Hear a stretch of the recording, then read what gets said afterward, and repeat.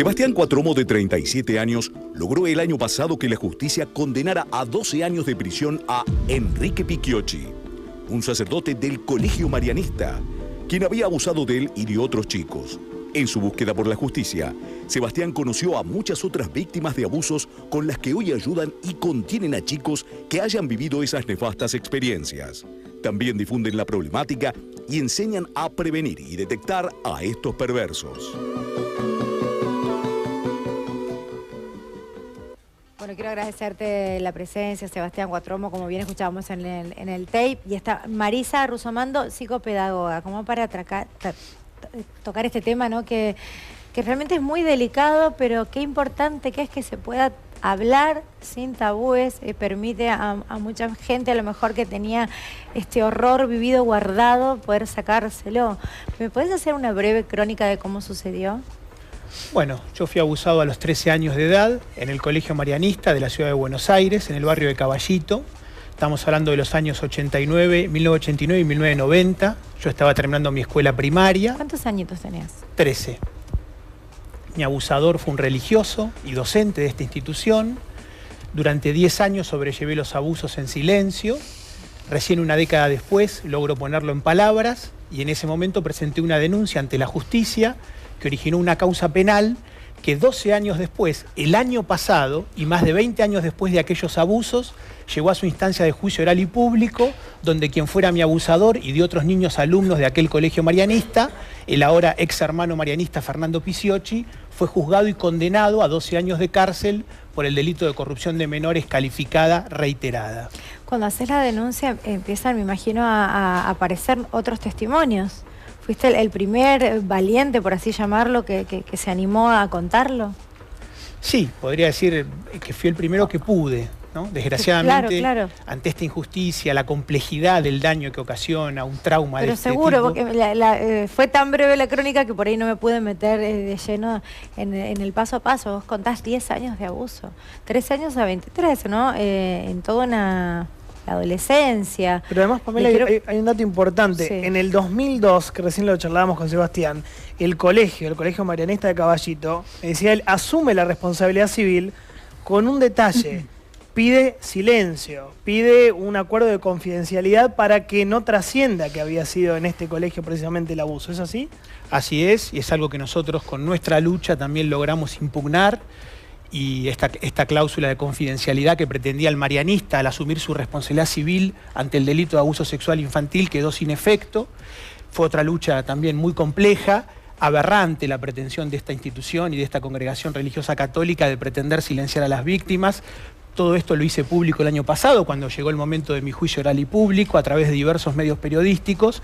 Y también en ese momento, como señalé, yo concurrí a la jerarquía católica de la ciudad de Buenos Aires de ese momento, que encabezaba Jorge Bergoglio, quien no me recibió personalmente, derivó el tema en el hoy arzobispo de la ciudad, Mario Poli, que en ese momento estaba a cargo de la Vicaría Zonal de Flores, claro, con jurisdicción sobre el Colegio Marianista de Caballito. Claro.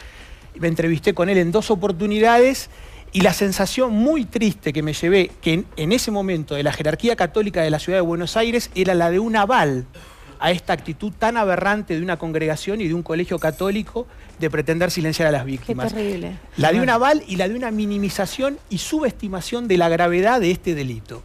Claro que es grave. Es que eso es lo más terrible, es seguir pidiendo silencio, cuando en realidad lo primero que tiene que suceder es primero estar hablando de esto, que es fundamental, y en segundo lugar la denuncia, y vuelvo con esto de ir en contra del silencio, porque esto pasó en una institución y pasa en las casas también, digamos, esta complicidad que muchas veces sucede justamente porque es muy habitual que sea dentro de la familia el abuso. ¿Por qué se pretende callar? Es algo aberrante, es algo terrible, horrible, horroroso, pero se permite callar, se pide callar por vergüenza.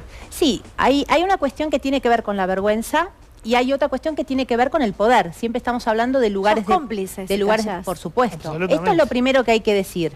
Que hay una complicidad. Y por otro lado, el tema de alojar lo que tenga ese chico para decir, para poder empezar a hablar de eso y ayudarlo, que es la manera de que pueda vivir después de una manera saludable. Le quiero preguntar a Sebastián, ¿tenés este registro de qué te pasaba en su momento al comienzo? Si era miedo, Porque a mí me llamó la atención, está Luis Ventura en el móvil, que después lo vamos a sumar, pero me llamó la atención en su declaración que contó algo terrible que se le escapó, él bien lo cuenta, él no quiso denunciarlo, él no quería hacer público y sin querer confesó algo que no pretendía contarlo, pero sin embargo también habló de un gran maestro en su vida, este abusador. Entonces es terrible, me parece el conflicto, ¿no? La contradicción. Claro. Bueno, ahí lo que siempre hay que señalar es que el abuso sexual infantil, que es de una extraordinaria masividad, que atraviesa a toda la sociedad, a todas las clases y sectores sociales, económicos y culturales. Hay estadísticas que sostienen que 1 de cada 4 niñas y 1 de cada 6 a 8 varones ha sufrido abuso sexual infantil en su infancia o en su adolescencia. Es decir, estamos hablando de algo extraordinariamente grave y extraordinariamente masivo. Y en la inmensa mayoría, los abusadores son personas de confianza, de cercanía.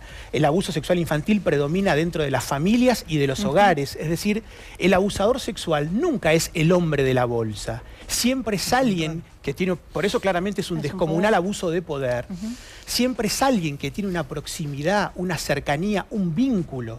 Por eso es tan complejo y tan grave el daño emocional y psicológico. ¿El abusador, le quiero contar a Marisa, trabaja sobre su víctima? Sí, por eso es tan difícil que la víctima hable, porque en general, primero es abuso de poder y en segundo lugar tiene una cuestión como muy seductora primero para que ese nene entre en confianza y en segundo lugar, en general, toda una estrategia de amenaza, de no cuentes, las consecuencias que puede traer sobre él o sobre la familia, el relato que pueda hacer, y además el hecho de trabajar sobre la vergüenza de esto que está sucediendo o que ya sucedió.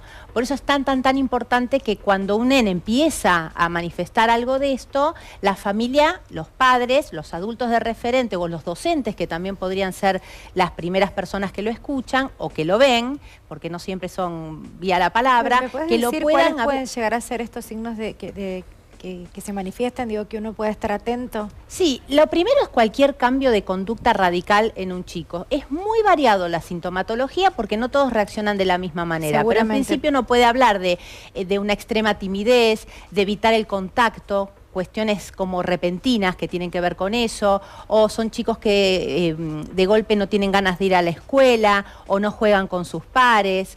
Hay mucha manifestación en los juegos y en los dibujos que uno puede prestar atención. Cuando hay un dibujo, un juego que claramente uno ve algún elemento que tiene que ver con lo sexual, hay que prestar atención porque los chicos en general esto lo hacen cuando son mucho más grandes. Si hay algo sexual prematuro es que algo de esto puede estar pasando. Y la verdad es que la prevención fundamental es el diálogo en casa. El diálogo en casa es lo que permite que el nene que está dudando acerca de la actitud de algún adulto o está sufriendo algo de esto, pueda llevarlo a casa y pueda hablarlo con sus padres. Y ahora te pregunto si existen indicios o indicadores para poder visualizar a estos abusadores. Y digamos, lo primero es la parte extremadamente seductora frente a los chicos. El poder, o sea que en general son personas que o dentro de la familia o en alguna institución tienen una relación asimétrica, no son pares, siempre tienen una cuestión de poder. Pero más hay que mirar a los chicos. Porque si no parecería que hay que desconfiar de todo el mundo, tampoco se trata de eso. No desconfiar, pero estar atento, ¿no? Por eso yo digo, el diálogo con los chicos y la prevención sexual.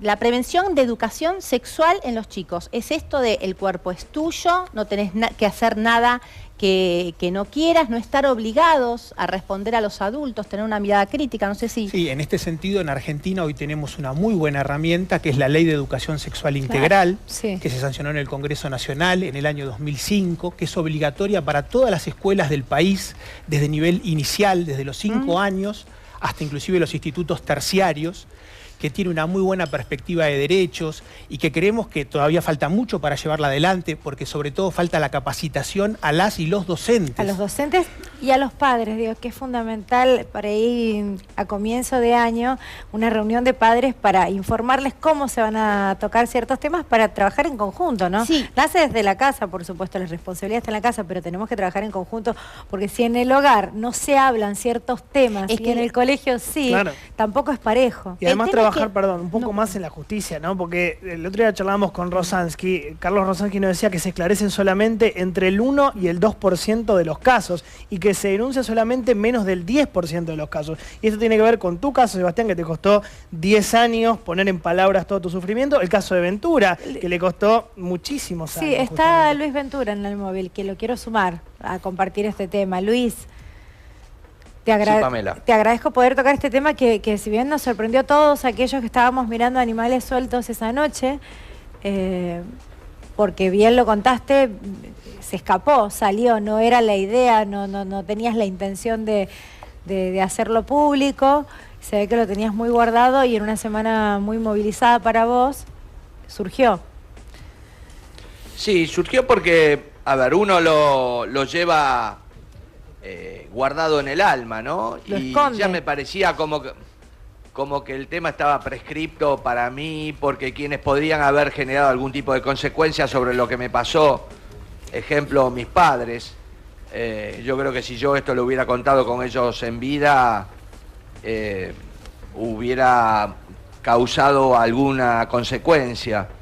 Pero yo, como no lo viví de una manera traumática, simplemente lo viví desde un lugar de vergüenza, de pudor, yo lo volqué, incluso hasta con un dejo de imprudencia, porque el otro día Rial y Fantino me hicieron recapacitar con respecto a algunas de las palabras y posturas, ¿no? Porque sí, alguien que llega a esa situación no puede ser un buen maestro, en definitiva, porque todo lo que pudo haber hecho de bueno lo termina desdibujando en una intención que evidentemente era maliciosa. Sí, pero está acá con nosotros Marisa, psicopedagoga, que a lo mejor puede llegar a entender o puede tener una explicación de por qué en tu cabeza todavía lo definís o lo tenés como un gran maestro. Lo definió recién el señor que fue víctima de esto también, ¿no?